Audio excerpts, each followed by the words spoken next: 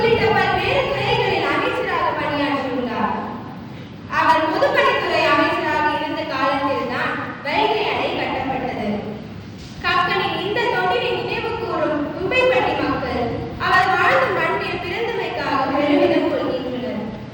நாட்டு மக்களுக்காக தனது வாழை அர்ப்பணித்த கக்கன் தனிப்பட்ட முறையில் எந்த வகையிலும் தன்னுடைய அதிகாரத்தை பயன்படுத்தி சொந்த பந்தங்களுக்கு உதவக்கூடாது என்பதில் கடைசி வரை உறுதியாக இருந்தார். அவருடைய உறவினர்கள் இன்றைய நிலையை பார்க்கும்போது யாருக்கும் அவருடைய நேர்மை புரியும். ஒரு முறை தனது தம்பி விஸ்வநாதனுக்கு காவல்துறையில் கிடைத்த வேலையை செய்யக்கூடாது என்று கூறிவிட்டார் கக்கன்.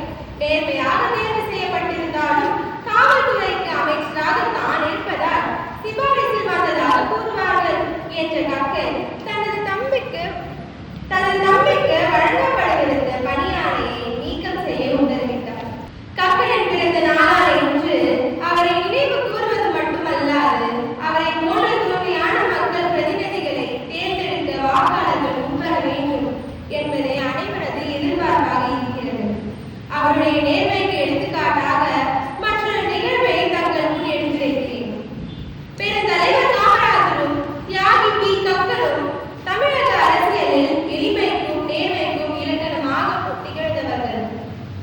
அவர்கள் இருவருக்கும் இடையே நடந்ததாக கூறப்படும் ஒரு புகழ்பெற்ற உரையாடல் இதோ உங்களுக்காக.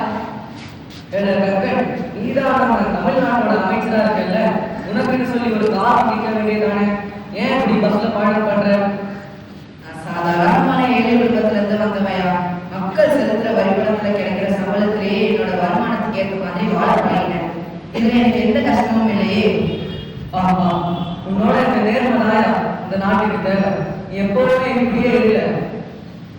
ஆமாடங்களே,